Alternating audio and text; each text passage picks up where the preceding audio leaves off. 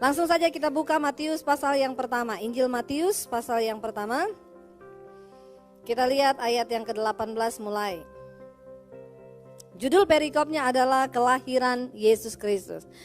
Injil Matius ayat yang pasal yang pertama ayat yang ke-18. Ya, kita baca sama-sama saudara. Ada di sini 1 2 3. Kelahiran Yesus Kristus adalah seperti berikut.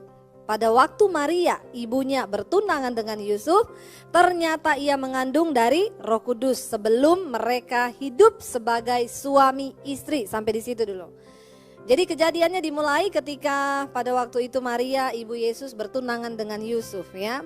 Lalu dia mengandung dari Roh Kudus sebelum mereka hidup sebagai suami istri. Kita sering sekali baca ayat ini, tapi pernah nggak kita merenungkan betapa hebohnya, betapa luar biasanya, betapa ya saya coba membayangkan ayat ini saudara ya, aduh luar biasa loh saudara ya.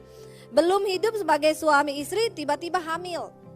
Ini kalau bukan orang yang dipilih Tuhan nggak mungkin. Kenapa? Karena untuk dipilih seperti ini dia harus punya kepekaan yang tingkat tinggi. Berarti Maria itu orang yang dekat dengan Tuhan. Sampai Tuhan menyampaikan diri kepada dia, kamu akan mengandung. Dia tanya, bagaimana caranya? Saya kan belum menikah. Bagaimana mungkin saya mengandung? Ya, lalu dia bilang, tenang, nanti Roh Kudus yang akan memberikan. Ya, lalu Maria cuma bilang apa? Ya udah. Sesungguhnya aku ini hanyalah hambamu, maka jadilah padaku seturut kehendakmu. Bagaimana supaya rencana Tuhan tergenapi? Tuhan cari orang-orang yang taat kepada firman, yang hanya berkata, jadilah kehendakmu Tuhan. Aku ini hanya hamba. Berapa banyak yang percaya bahwa kita hanya hamba? Ya, maka ketika kita hamba, kita percaya biar dalam hidup kita hanya kehendak Tuhan saja yang terjadi. Lalu yang berikutnya, kita baca ayat yang berikutnya. Apa yang terjadi saudara? Karena Yusuf suaminya seorang yang tulus hati dan tidak mau mencemarkan nama istrinya di muka umum, ia bermaksud menceraikannya dengan diam-diam. Walaupun tulus hati, tidak mudah juga bagi Yusuf. Ya, coba itu terjadi. Ada orang di sini baru tunangan, tiba-tiba pacarnya hamil. Mau jelaskannya bagaimana? Maria bilang, aku ini hamil dari Roh Kudus loh. Kira-kira saudara, apalagi hari gene, masih ada yang percaya hamil dari Roh Kudus? Tidak mudah bagi Yusuf menerima bahwa calon istrinya itu tiba-tiba hamil. Ya dia akhirnya walaupun dia tulus hati loh, dia berikhtiar untuk memutuskan pertunangan mereka. Karena dia pikir, aduh dia hamilnya sama siapa ya? Lalu lihat ayat yang berikutnya. Apa kata firman tadi? Menarik saudara ya. Tetapi ketika ia mempertimbangkan maksud itu, malaikat Tuhan nampak kepadanya dalam mimpi dan berkata, Yusuf anak Daud, janganlah engkau takut mengambil Maria sebagai istrimu, sebab anak yang di dalam kandungannya adalah dari Roh Kudus. Saya percaya orang yang dipilih untuk melahirkan Yesus ke dalam dunia itu bukan orang sembarang orang. Amin. Karena itu kalau hari-hari ini saudara dipercayakan Tuhan untuk menggenapi rencananya yang besar, berarti Anda juga bukan sembarang orang. Jangan jadi Kristen sembarangan. Bilang kanan kirimu, jangan jadi Kristen sembarangan. Supaya kamu dipilih Tuhan. Ya, kalau Kristen sembarangan gak bakal dipilih Tuhan. Saudara masih percaya gak bahwa sampai hari ini Tuhan masih punya banyak rencana besar? Dan Tuhan itu butuh mitra untuk bekerja di dunia ini. Berapa banyak yang mau dipakai jadi mitra Tuhan? Bilang lagi kanan kirimu, jangan jadi Kristen sembarangan. Ya, Kristen sembarangan tuh banyak saudara ya. Udah Kristen gak tobat-tobat. Hidupnya gak jadi suratan yang terbuka. Hidupnya tidak menjadi berkat. Kristennya sembarangan. Kenapa? Karena gak taat sama firman. Saya yakin Maria ini orang yang luar biasa sampai dipilih Tuhan. Ya, dia orang yang kudus. Dia bergaul dekat dengan Tuhan. Karena itu orang Kristen, ya mari hari-hari ini ketaatan itu mutlak kita miliki dalam hidup kita. Supaya kita dipercayakan Tuhan, proyek Tuhan yang besar. Ya, hari-hari ini Tuhan lagi cari orang-orang yang setia. Yang mau dikasih kepercayaan yang besar itu. Saya tuh gak tahu saudara ya, beberapa waktu yang lalu tanggal 14 kemarin saya berulang tahun yang ke-42. Saya ngomong di sini bukan karena berharap kado dari saudara enggak. Tapi yang luar biasa Tuhan kasih saya hadiah yang luar biasa. Saya kaget tiba-tiba ya saya didatangi beberapa orang dari TV Korea dan Taiwan ya. Mereka datang dan bilang mereka pengen mewawancarain saya, mengambil kisah hidup saya. Nanti itu akan ditayangkan di seluruh dunia dan diterjemahkan dalam beberapa bahasa. Ya, dan saya waktu saya kembali menceritakan, saya di syuting lagi menceritakan kisah saya baru menyadari saudara ya, ternyata kisah hidup saya itu cukup berat. Tapi sekarang saya udah lupa beratnya. Waktu disuruh cerita lagi saya netes air mata lagi, nangis lagi, ingat. Dan saudara tahu tidak mudah ya ketika akhirnya kesaksian hidup saya bisa menjadi berkat ya. Di bangsa-bangsa itu hal yang besar bagi saya. Ternyata setiap hal yang Tuhan izinkan terjadi itu dia punya maksud. Ya, dia masih pengen banyak rencana Tuhan yang besar yang mau digenapi nih. Ya, atas bangsa kita, atas keluarga kita. Yuk kita mau jadi mitranya Tuhan. Modal utamanya adalah ketaatan. Ya, kenapa? Karena Kristus itu sudah datang ke dalam dunia. Lalu kita baca ayat yang berikutnya. Apa tadi yang dikatakan di sana, saudara? Ia akan melahirkan anak laki-laki. Dan engkau akan menamakan dia siapa? Yesus. Karena dialah yang akan menyelamatkan umatnya dari dosa mereka. Jadi tujuan Yesus datang ke dalam dunia ini untuk apa? Menyelamatkan umat manusia dari dosa. Sekarang saya baru ngerti. Ternyata Yesus itu memang datang ke dalam dunia untuk apa saudara? Untuk mati. Jadi skenarionya begitu. Di dalam Alkitab dikatakan pada mulanya adalah firman. Dan firman itu bersama-sama dengan Allah. Dan firman itu adalah Allah. Ketika Allah melihat manusia itu sudah jatuh di dalam dosa, begitu bejatnya manusia. Dia kirim nabi, nabinya dibunuh. Dia kirim orang-orang utusannya untuk memperingatkan bahwa dosa itu sudah begitu besar dan merajalela. Tapi manusia benar-benar sudah bejat dan jatuh terlalu dalam. Jadi gak bisa lagi. Lalu Allah punya inisiatif untuk memberitahukan kepada manusia jalan yang harus mereka tempuh supaya mereka tidak binasa. Lalu saya berpikir, kenapa kalau dia Tuhan terus dia jadi manusia? Kok Tuhan jadi manusia? Tuhan itu maha kuasa, dia bisa jadi apa aja yang dia mau. Amin.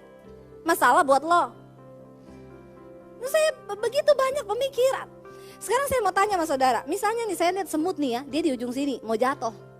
Terus saya mau bilang sama semut itu, jangan terlalu ke pinggir, ntar kamu jatuh loh, mati loh.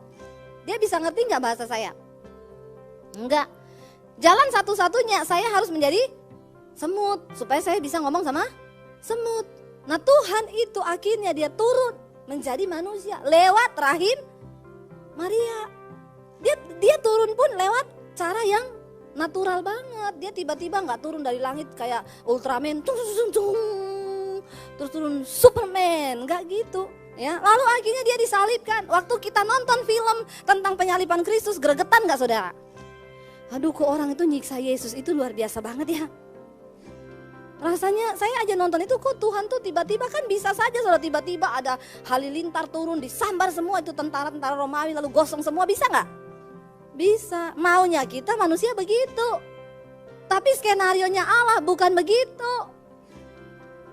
Saya juga dulu nonton kalau dia memang Tuhan kan dari salib itu kan dia bisa tiba-tiba, karena manusia itu kita ini terbiasa nonton film Superman, Batman, Spiderman. Kita sering nonton film begitu, nggak pernah mati tokohnya. Kalau mati berarti dia bukan pahlawan lagi. Kalaupun satu saat Superman mati tabrak tembok, tunggu episode selanjutnya dia hidup lagi. Tetap ada, ya. Kita nih terbiasa nonton yang begituan. Makanya waktu Yesus itu mati, kita tuh nggak terima. Apa yang sedang terjadi dengan bangsa kita? Terang yang besar itu telah sedang datang ke dalam dunia, ke atas bangsa kita ini. Berdoa minta belas kasihan. Ya, Tuhan itu mengasihi. Kita mungkin sudah lupa berdoa. Gereja cuma sibuk dengan urusannya sendiri. Para imam cuma sibuk dengan urusannya sendiri. Para pelayan Tuhan cuma sibuk dengan urusannya sendiri. Nanti naik pakai stocking hitam, pakai high heel, pakai bajunya apa, repot sendiri. Dan kita lupa berdoa, kita sedang gagal fokus. Itu yang saya dapat dari Tuhan.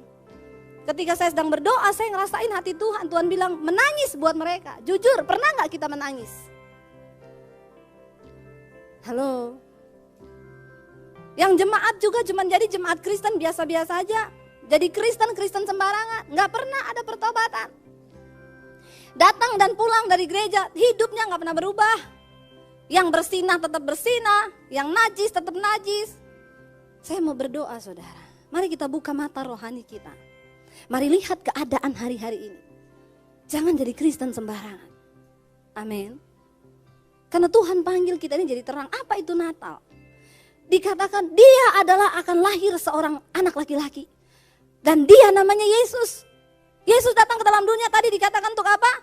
Untuk menyelamatkan umatnya dari dosa. Siapa yang akan menjadi umatnya? Orang yang kemudian percaya kepadanya. Amin. Karena Yesus datang ke dalam dunia bukan membawa agama Kristen. Catat baik-baik. Yesus datang ke dalam dunia ini bukan bawa agama Kristen. Karena itu Yesus berkata, bukan setiap orang yang berseru kepadaku Tuhan, Tuhan yang akan masuk dalam kerajaan sorga. Tapi hanya mereka yang melakukan kehendak Bapa. Ayat ini tajam sekali ditujukan untuk orang yang mengaku percaya bahwa Yesus Tuhan. Lanjutannya dikatakan apa? Akan ada saatnya orang datang mengaku-ngaku di hadapan Tuhan. Tuhan, aku bernubuat demi namamu loh.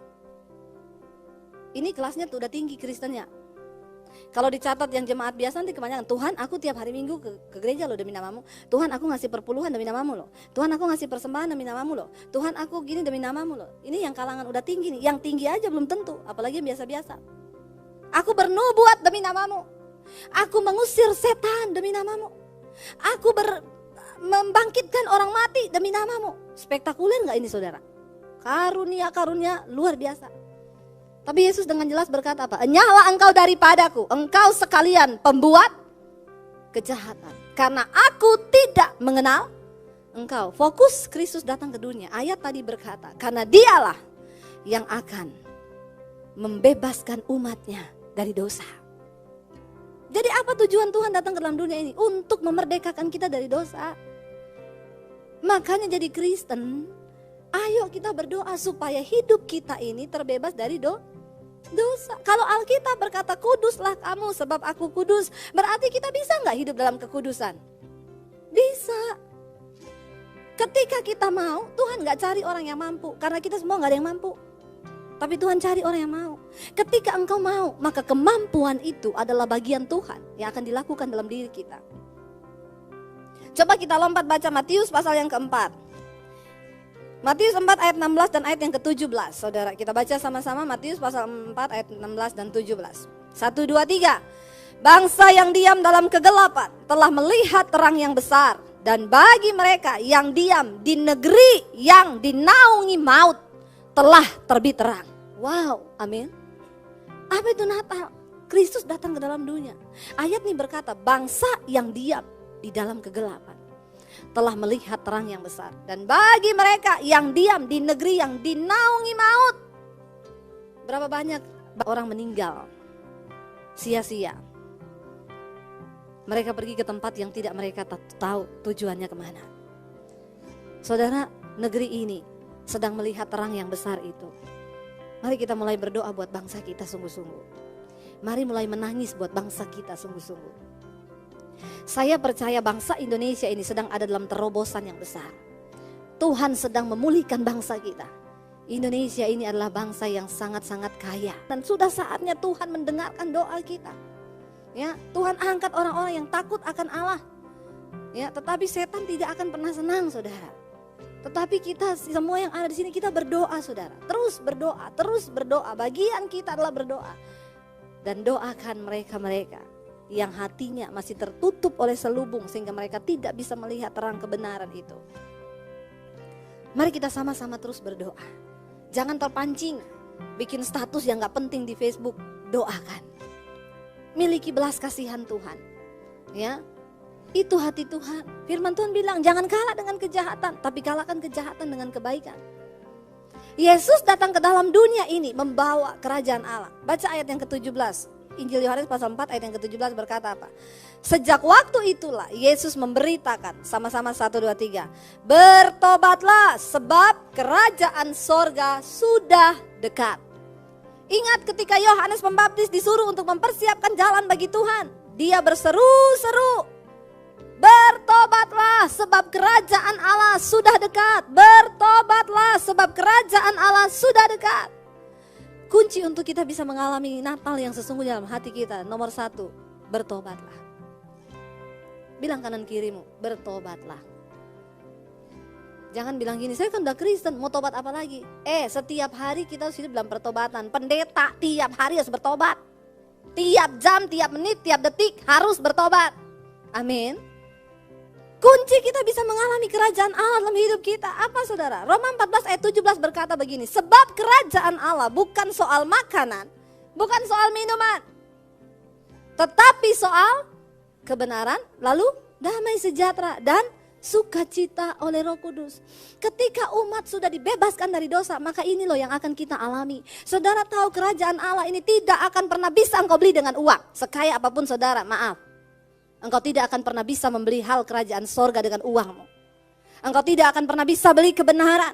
Tuhan berkata, di mana ada kebenaran, di situ tumbuh damai sejahtera. Dan di mana ada damai sejahtera, di situ pasti ada sukacita. Tetapi dosa, di mana ada dosa, di situ pasti ada stres. Di mana ada stres, di situ pasti ada marah-marah, kehancuran hubungan. Saudara, Yesus datang ke dalam dunia ini, dia datang membawa kerajaan Allah itu. Karena itu orang Kristen, engkau yang mengaku Kristen, engkau harus hidup dalam kerajaan Allah. Yang pertama, kebenaran. Jangan hidup terus dalam dosa. Biar kerajaan Allah itu hidup dalam hidup kita, dalam rumah tangga kita. Ada kebenaran, ada damai sejahtera, ada sukacita. Saya selalu berulang-ulang ngomong, orang yang paling bahagia di dunia ini bukan orang kaya. Jangan tertipu dengan kekayaan saudara. Orang yang paling berbahagia dalam dunia ini adalah orang yang hidup dalam kekudusan dan kebenaran. Karena dia tidak akan pernah bisa tergoyahkan oleh apapun juga. Kekayaan itu tipuan. Ya, tipuan dunia sehingga orang sibuk tanpa mengenal waktu, memburu kekayaan. Saya pernah cerita di sini, saya mendoakan satu orang ibu. Saya datang ke rumahnya saudara, ya, saya cari, dia kasih alamatnya, Bu, saya pengen ketemu ibu, doakan saya cari rumahnya, ketemu. Waktu sampai di depan rumahnya itu saya ngeliatin rumahnya itu begini saudara, karena tingginya. Lalu waktu saya masuk dia tanya, Bu Debbie, kesan pertama waktu ibu lihat rumah saya apa? Ya kesan pertamanya, wow, rumahnya gede banget. Kalau untuk orangnya apa Bu kesannya? Saya jujur aja ngomong, gak usah basa-basi ya, iya. Untuk orangnya, wow, sombong banget. Ya, rumah segede ini untuk apa? 1000 meter dibangun full, 6 lantai ke atas, 2 lantai ke bawah, basement. Itu saudara kalau mau ketemu, mau cari suaminya hilang, gak tahu kemana di rumah itu. Jadi harus pakai telepon. Say, kamu di mana? Di atas, turun dulu ya, saya di basement. Mau pengen ngobrol, suaminya turun pakai lift. Cari anak-anaknya udah gak tahu kemana. Ya, kamarnya puluhan di rumah itu. Yang tinggal cuma 5 orang. Bingung gak? Saya aja bingung. Ya, disuruh doain kamar-kamarnya ya. Dan dia bilang, saya bangun rumah ini habis 50 miliar Bu. Itu berapa puluh tahun lalu. 50 miliar habis buat bangun rumah itu. Saya bilang, saya biar dikasih orang rumah begini saya gak mau Bu. Paling saya jual kalau dikasih. Kenapa? Hilang, mau cari suami gak ada, mau cari anak gak ada. Ya, padahal satu rumah. Enak tuh rumah kecil aja, ke kamar mandi ketemu suami, hai. Ke dapur ketemu anak, hai. Apa kabar kamu hari ini? Itu loh yang setan sedang tipu orang Kristen sekarang. Hilang kemana-mana udah gak ada komunitas. Dan setan tuh paling suka kalau orang mulai menyendiri. Anak mulai menyendiri, tahu-tahu narkoba. Orang tua juga sibuk dengan dunianya sendiri, tahu-tahu selingkuh. Suami jauh dari istri, tahu-tahu begini. Kehancuran sedang terjadi. Lalu dia bilang, sekarang ini Bu ya, waktu saya selesai bangun rumah, usaha saya jalan, sekarang usaha saya ini macet. Salah perhitungan, bangkrut. Dan ibu tahu sekarang saya harus bayar utang setiap bulan 500 juta bunga tok. 500 juta tuh bunga tok. Makanya saudara kalau lihat orang kaya itu jangan suka iri ya. Lihat orang rumahnya gede, terus lihat gila rumahnya gede banget, pasti bahagia banget. Belum tentu. Ya, karena setiap rumah itu punya kisah. Kalau Anda sudah masuk di dalamnya, saya ini banyak masuk ke kisah-kisah di dalam rumah-rumah. Mulai dari rumah yang kecil sampai rumah yang besar. Kadang saya temukan rumah yang kecil pas-pasan tapi happy orangnya. Damai sejahtera, kami hidup sukacita Bu. Kadang-kadang makan cuman pakai sambal sama kerupuk, tapi anak-anak hidup dalam kebenaran. Mereka doa, kami suami istri gak pernah berantem. Ya sementara saya doakan yang orang kaya, yang itu bayar utang tiap bulan 500 juta. Akhirnya kan stres. Makanya Alkitab bilang, Yakobus bilang apa? Manusia itu dicobai oleh keinginannya sendiri. Lalu karena stres berantem terus suami istri. Pernah Bu, dia bilang anak saya yang masih bayi dilempar ke kolam renang sama suami saya. Saya yang waktu itu sedang dalam keadaan sakit, sendi-sendi saya sakit semua. Saya terpaksa lompat ke kolam renang untuk nolong anak saya. Bayangkan ya, rumah segede itu jadi sarangnya setan. Apa itu Natal? Kristus datang dalam hidup kita. Dia bawa kerajaan Allah supaya kerajaan setan minggir. Amin. Saudara, lalu dia bilang karena saya stres Bu, tiap hari mikirin utang, mau bayar utang. Saya tahu-tahu sendi-sendi saya sakit semua. Berobat sampai akhirnya ke Singapura periksa. Dokter bilang dia kena autoimun. Sakit autoimun itu sakit yang imunnya sendiri menyerang sel tubuhnya yang baik. Jadi sudah bayangkan imunnya menyerang sel tubuh, harusnya kan imun itu nyerbu penyakit. Enggak, imunnya nyerang sel tubuh yang baik. Dan dokter bilang, ibu tahu kenapa ibu bisa kena sakit begini? Ini sakitnya orang depresi tingkat tinggi. Maka hati-hati dengan kekayaan dan uang saudara. Saya lebih suka kita berdoa, Tuhan jangan berikan kepadaku kemiskinan. Supaya kalau aku miskin aku tidak menghina namamu. Tapi jangan juga berikan aku kekayaan. Supaya aku ketika aku kaya aku gak lupa kepadamu. Berikan padaku sesuai takaranmu. Kita hidup di dunia ini ada time limitnya. 70 tahun kata Alkitab, kalau kuat 80, kuat lagi 90, kuat 100. Tapi kebanggaannya sakit, penyakit dan penderitaan. Terus kita selama hidup kita habiskan terus tuh cari duit, lupa Tuhan, keluarga berantakan, semuanya hancur. Apa sih yang sedang kita cari sementara waktu kita mati, kita gak bawa satu pun dari apa yang kita dapat di dunia ini, amin. Alkitab berkata, engkau datang telanjang, engkau pun pulang, engkau gak bawa apa-apa. Jadi jangan tertipu. Ketika engkau hidup dalam dunia ini, apa yang Tuhan mau? Hidup dalam kerajaan Allah. Amin, saudara. Perbaiki setiap hubungan yang rusak dengan anak-anak, suami istri. Jangan jadi Kristen sembarangan.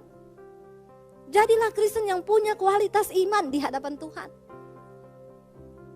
Yang berani berkata tidak kepada dosa. Dan kita dituntut untuk menjadi terang bagi bangsa ini. Ketika engkau terima Yesus saudara, maka terang itu ada dalam hidupmu. Terang itu akan bersinar. Makanya orang Kristen tolong jadi suratan yang terbuka di luar. Dari semua hal. Dari perkataan kita, dari perbuatan kita, dari cara berpakaian kita.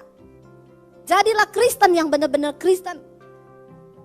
Jangan jadi Kristen sembarangan. Karena orang Kristen sembarangan tidak akan dipakai Tuhan untuk menggenapi setiap proyek Tuhan di dalam dunia ini. Orang tua perhatikan cara anak-anakmu berpakaian. Ya, saya suka gregetan saudara ya, kalau di gereja aja, bukan cuma di gereja, dimanapun engkau dituntut menjadi suratan yang terbuka. Amin. Roh kenajisan menebar kemana-mana. Kenapa? Karena dari cara berpakaian orang Kristen tuh nggak tahu. Aduh ya, dari mamanya sampai anaknya nggak ingat umur, nggak ingat waktu, nggak ingat ini. Coba tolong, cantik itu bukan berarti seksi. Ya, saya lihat foto orang Kristen tuh di Facebook. Pakai bikini, foto diangkat di Instagram. Bajunya itu nggak karuan. Saudara, dari cara berpakaian orang kita bisa nilai orang itu bertobat atau enggak. Ya, makanya yang pria-pria cari cewek jangan yang seksi. Amin. Supaya rumah tanggamu nggak berantakan. Saya komen aja tuh foto ibu-ibu di Facebook udah punya anak, foto kayak begitu diupload, saya bilang gini, cantik sih, tapi lebih cantik lagi kalau pakaiannya terhormat, elegan. Ya, bagaimana saudara mau jadi Kristen begini nih ya? Saya berdoa supaya kita orang tua perhatikan anak-anakmu. Orang tua bertumbuh dalam firman yang benar. Kenapa? Dunia ini sedang lenyap dengan segala keinginannya. Saya tidak menakut-nakuti saudara. Yang namanya akhir zaman sudah di depan mata. Lihat tanda-tandanya. Ya, semua bisa terjadi dalam sekejap. Buka mata kita lebar-lebar. Kita ada di penghujungnya akhir zaman. Ya. Ya, semua sekarang udah i. Saudara tahu ya, kenapa ini sedang mengarah kepada chip nanti.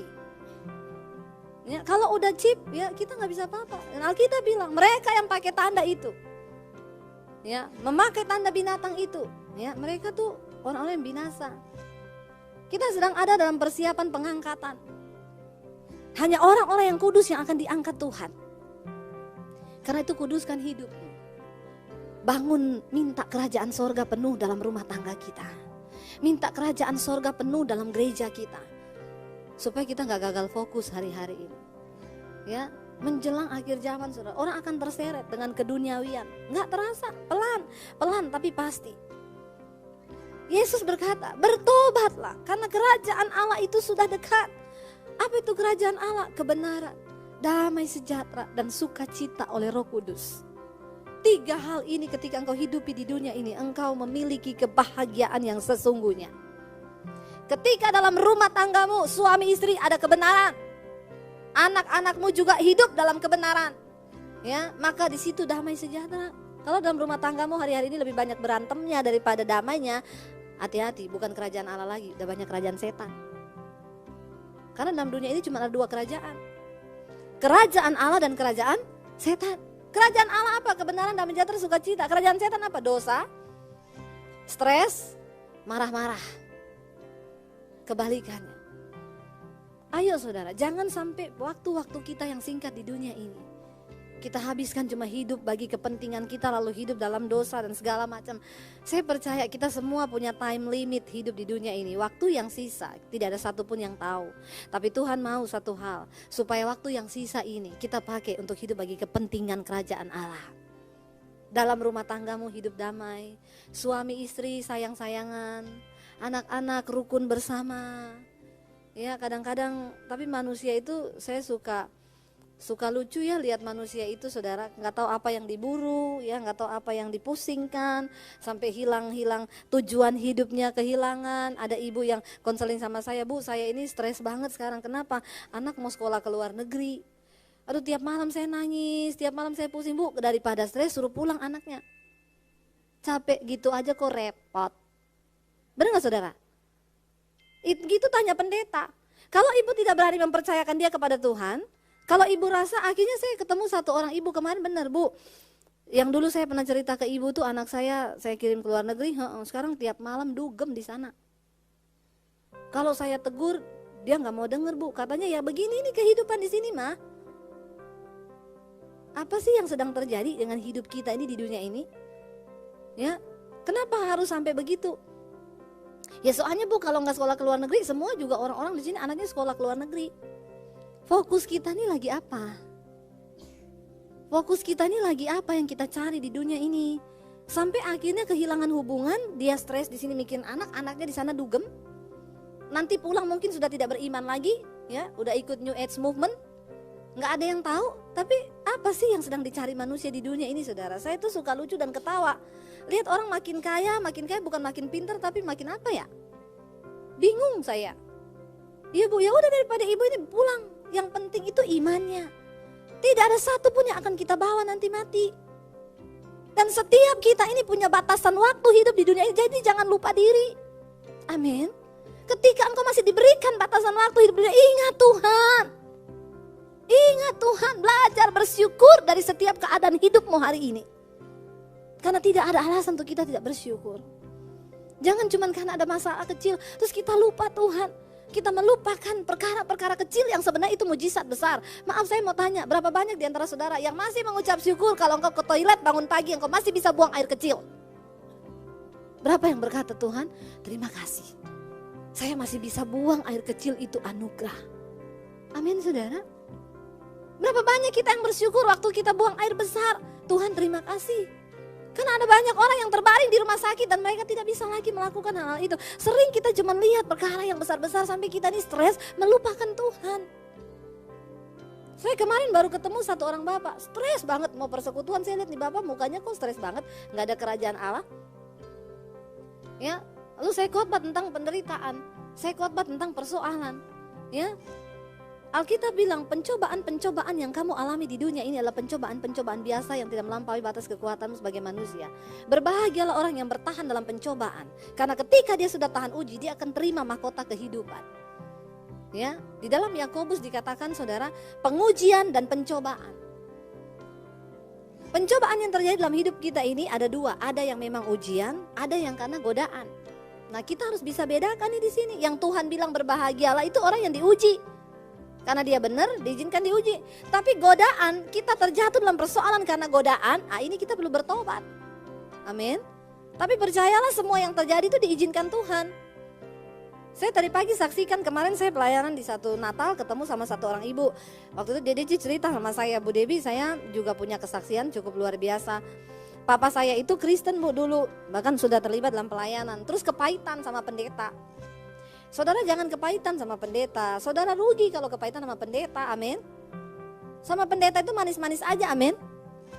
Pendeta khotbah tersinggung, kepahitan, gak mau ke gereja, capek deh.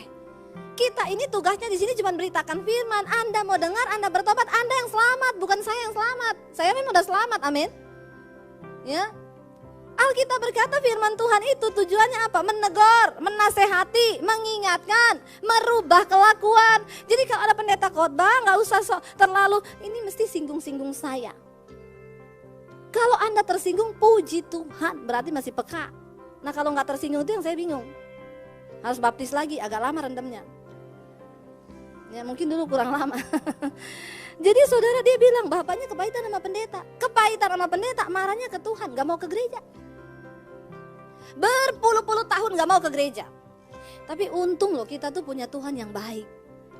Kenapa? Karena tujuan Tuhan, hati Tuhan, tidak ada seorang pun manusia yang binasa, tetapi semuanya beroleh hidup yang kekal. Itu tujuan Tuhan. Tapi tujuan setan supaya semua binasa. Jadi Tuhan sama setan ini bertolak belakang. Lalu dia bilang satu saat, Bu, adik saya yang bungsu, kesayangan papa saya, kecelakaan motor, tabrakan. Waktu tabrakan, separuh dari cairan otaknya keluar. Jadi waktu dibawa ke rumah sakit, dokter bilang, maaf ya, ini pasti mati. Dokter gak bisa lakukan apa-apa lagi, ini pasti mati. Bayangkan separuh dari cairan otak keluar. Lalu kepalanya jadi gede banget, saudara. Jadi gede banget. Sebulan di ICU dibiarin aja, gak ada dokter yang tangani. Karena dokter bilang ini mesti mati, cuma tinggal bertahan aja. Dokter yang tangani dia tiba-tiba ke Jerman, ya, dan udah memang gak ada yang tangani. Dia cuman suster datang, lihat ganti apa, karena masih ada napas. Gak boleh dibunuh. Karena dia bilang ya memang mati pasti. Setiap hari anaknya perempuan ini bilang, Pak, kita ke rumah sakit ya, doa. Bapak jangan marah sama Tuhan. Hari ini dokter udah bilang dia mati. Kita cuma tinggal punya berharap mujizat Tuhan. Tiap hari ke rumah sakit, ngapain? Doa Bapa kami. Saudara, doa Bapa kami itu adalah doa yang paling sempurna yang diajarkan Tuhan Yesus. Makanya Tuhan Yesus bilang, kalau engkau berdoa, berdoalah demikian. Saudara boleh doa apa aja, setelah itu selalu tutup dengan doa Bapa kami. Setiap hari saya mengucapkan doa Bapa kami. Tapi mengucapkannya jangan begini, Bapa kami yang di surga, dikuduskanlah namamu, datanglah kerajaanmu, jadilah kehendakmu di bumi seperti surga, berikanlah kami pada hari ini. Ya orang Kristen tuh banyak yang berdoa cuma karena hafalan. Sekalipun kita udah hafal, ucapkan dengan iman dan itu mendatangkan kuasa. Saudara berdoa, Bapa kami yang ada di surga, dikuduskanlah namamu, datanglah kerajaanmu, jadilah kehendakmu di bumi seperti di surga. Kalau engkau berdoa dengan iman, saya mau bilang setan gemetar. Bayangkan Anda sedang meminta kerajaan Allah turun dalam hidupmu. Kehendak Bapa jadi dalam rumah tanggamu, dalam anak-anakmu. Bukankah itu luar biasa sekali? Di bumi seperti di sorga. Berikanlah kami pada hari ini makanan kami yang secukupnya. Selalu ketika saya berdoa, doa Bapa kami, doa ini mengajarkan kita tidak jadi manusia yang tamak. Seringkali makanan kita masih cukup untuk 10 tahun, tapi kita udah gak bisa bersyukur. Saya ketemu orang kaya, Bu, saya sama istri udah stres. Udah gak bisa tersenyum, udah gak bisa ngapa-ngapa. Kenapa? Keadaan ekonomi sulit. Semua lagi ngeluh, bukan cuma orang kaya. Kaya aja ngeluh, apalagi yang miskin. Tapi jangan salah, kadang-kadang miskin udah gak ngeluh karena udah terbiasa. Kayak saya ini, saya gak pernah tahu loh ini lagi krisis atau enggak. Karena saya udah terbiasa memang hidup dengan iman, jadi enak. Amin. Ya, hidup pas-pasan tuh enak. Pas mau beli, pas ada. Kalau gak ada ya gak pengen beli. Memang gak ada mau ngapain. Benar gak saudara? Makanya saudara, semua tuh Tuhan izinkan ketika engkau lagi punya harta, bijaksanalah gunakan hartamu. Jangan habiskan untuk kepentingan dan hawa nafsumu. Tabur di ladang Tuhan, tabur untuk orang-orang yang membutuhkan. Tanya sama Tuhan, untuk apa harta sebanyak ini di tangan saya Tuhan? Supaya jangan itu menjebak saudara dan Anda masuk kepada kebinasaan. Saya selalu kalau khotbah ingatin orang kaya, tolong orang kaya jangan benci kepada saya. Karena saya ini hanya melakukan firman. Kenapa saya concern khotbahin orang kaya? Sudah tahu di Alkitab dikatakan begini, hai pengkhotbah, ingatkanlah sungguh-sungguh kepada orang-orang kaya yang ada di dunia ini. Ingatkanlah mereka supaya mereka berhati-hati, karena orang kaya itu susah masuk surga. Makanya saya tuh kalau khotbah selalu ada orang kayanya. Jadi jangan marah kepada saya. Amin. Kalau gereja-gereja yang kebanyakan orang kaya, ntar saya di blacklist. Gak usah undang Bu Debi, kenapa? Orang kayanya pada tersinggung. Aduh saudara, Alkitab berkata, kalau firman yang diberikan kan tertutup, itu tertutup bagi mereka yang akan binasa. Kenapa saya konsen kepada orang kaya? Karena Anda berada di tempat yang licin, kata firman Tuhan. Kalau pendeta udah gak berani ingetin Anda, terus siapa yang mau ingetin saudara? Amin. Bener gak? Kenapa orang kaya susah masuk surga? Gak ada yang bisa ingetin. Dia pulang di rumah, pembantunya, malam Pak. Dia ke kantor, satpamnya, malam Pak. Pegawainya, ya Pak. Masa ketemu pendeta lagi? Ya Pak. Kan kebangetan, bener gak saudara? Ada yang harus menegur saudara, supaya saudara tuh tahu, oh ini kebenaran. Ya, bersyukur kalau ada hamba-hamba Tuhan yang masih belum bisa dibeli dengan uang. Karena sekarang juga banyak akhirnya kompromi. Gak apa-apa lah Pak, dugem dulu yuk kita. Ikut nih pendeta dugem. Kalau garam itu udah jadi tawar, untuk apa lagi dia? Gak ada gunanya, harus dibuang. Kata Yesus. Saudara hati-hati ya, kekayaan itu menipu. Ini pada ngeluh semua. Saya tanya sama bapak ibu itu, lah terus bapak ibu juga kena dampaknya. Iya Bu, kaya banget nih orang saudara. Terus iya makanya kita nih stres banget, benar-benar udah gak bisa gini. Saya bilang kenapa Bu? Benar-benar udah gak ada duit, ya duit sih masih ada ya Bu. Di Singapura kita masih ada tabungan 20 M. Haleluya ya. Itu di Singapura 20 M, saya gak tanya yang ada di Indonesia. Saya lihat orang begini ini kasihan loh. Ya, kasihan. Udah kehilangan damai sejahtera, kehilangan kerajaan Allah. Cuma karena omsetnya biasanya segunung, ini cuma sebukit. Tapi sebenarnya masih untung. Saya tanya, tapi kerjaannya masih untung kan? Ya masih, tapi gak sebanyak dulu. Capek deh. Ya, orang-orang makanya Tuhan bilang ingatkan. Kadang-kadang orang makin kaya makin takut. Saya berdoa saudara di tempat ini Anda diberkati Tuhan jadi kaya, tapi Anda semakin cinta Tuhan, semakin rohani. Amin. Ya. Alkitab berkata Yesus datang ke dalam dunia membawa kerajaan Allah, kebenaran, damai sejahtera dan sukacita oleh Roh Kudus. Akhirnya saudara bapaknya itu tiap hari dengar, udah gak ada cara kan, doa sama anaknya yang perempuan ke rumah sakit, cuman doa Bapa kami sambil nangis, Bapa kami yang ada di sorga. Dia gak tahu sampai berapa ribu kali dia doa. Singkat cerita, anak ini 1 bulan di ICU, tiba-tiba bangun dan sampai sekarang hidup normal. Tepuk tangan buat Tuhan Yesus. Setelah itu bapaknya kembali kepada Tuhan. Dia sungguh-sungguh cinta Tuhan. Apa yang Tuhan buat saudara? Tuhan itu berdaulat atas hidup kita. Yesus Kristus datang membawa keselamatan. Akhirnya bapak ini kembali ke Tuhan. Lihat Tuhan ya, caranya itu indah. Dia izinkan anaknya yang paling dia sayang kecelakaan. Setelah kecelakaan bingung, pusing. Harus beriman kepada Tuhan lagi. Semua yang terjadi atas hidup saudara dan saya di dalam kendalinya Tuhan. Karena itu minta hikmat supaya kita mengerti. Tidak ada perkara yang mustahil. Tuhan berdaulat, dia sanggup melakukan segala sesuatu. Ketika Maria bingung, Yusuf bingung mau mencerahkan, ya, malaikat datang lewat mimpi. Tuhan yang sama yang kita sembah dengan yang mereka sembah, itu Tuhan yang sama sampai hari ini dia masih berbicara kepada saudara dan saya. Dia mau menuntun hidup saudara dan saya. Kemarin ada pengusaha bilang sama saya, itu loh Bu, yang saya bingung itu loh. Gimana ya supaya kita bisa pasti dapat tuntunan Tuhan. Saya tanya dalam hal apa dulu Pak? Ya dalam hal bisnis. Ini orang main judi sama Tuhan. Dia cuma mau minta tuntunan Tuhan dalam hal bisnisnya. Saya bilang Bapak gak bisa, Tuhan itu tidak bisa direkayasa. Bagaimana kita bisa punya kepekaan Tuhan? Bangun hubungan yang intim dengan Tuhan. Bukan karena bisnis, bukan karena uang, karena kita perlu Tuhan secara pribadi. Karena kita menyadari bahwa tanpa Tuhan kita gak bisa buat apa-apa. Jangan cuma kalau ada bisnis mau dekat sama Tuhan. Ya, nanti kalau udah enggak, saudara kita belajar mencintai Tuhan tanpa syarat. Roh Kudus yang memberikan itu kepada saya. Dan ini tidak bisa dijelaskan secara manusia. Gak bisa dijelaskan saudara. Gak ada yang bisa bantah. Kesaksian roh itu yang bisa mengubahkan kehidupan seseorang. Terima Yesus sungguh-sungguh dalam hidupmu. Sudah tahu, Sadrak, Mesak, Abednego berkata apa? Sekalipun kami dibuang dalam dapur api ini, sekalipun Tuhan yang aku sembah tidak menolongku, aku tidak akan pernah menyembah dewa yang dibuat oleh raja.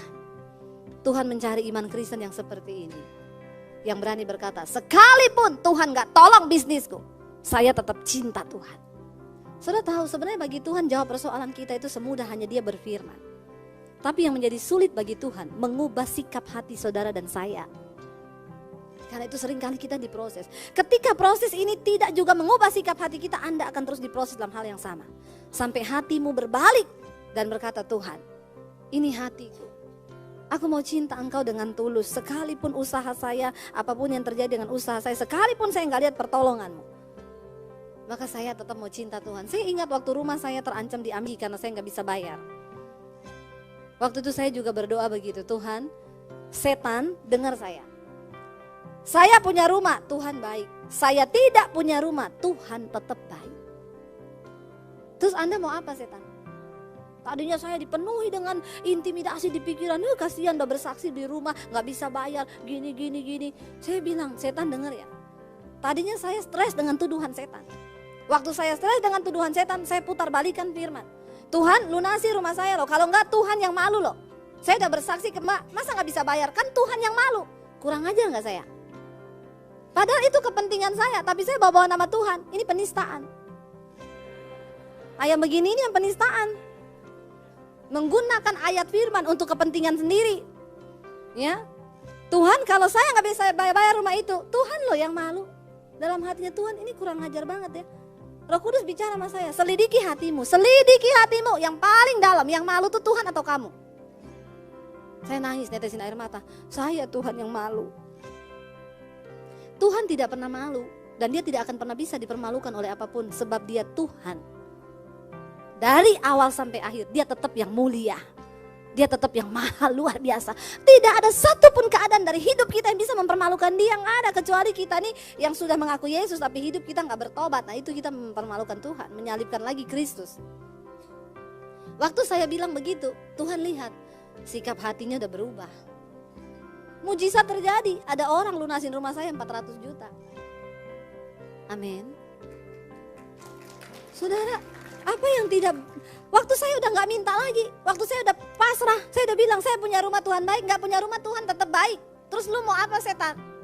Nyanyi aja saya, tiap hari nyanyi, udah gak mau stres. Tuhan bekerja loh. Sebenarnya tujuannya, Dia cuma pengen hati kita berbalik. Karena Tuhan berkata, kalau hatimu berbalik dari yang jahat kepada yang benar, Tuhan bilang, aku akan pulihkan keadaanmu. Aku akan pulihkan. Saudara, hari ini mari sungguh-sungguh maknai Natal dalam hidup kita. Saya undang para pemain musik. Bilang pada Tuhan, Natal itu adalah ketika kerajaan Allah hadir dalam hidup kita, dalam keluarga kita, dalam rumah tangga kita, dalam bisnis kita, dalam gereja kita. Dimanapun kita pergi, kita memberitakan tentang kerajaan Allah itu.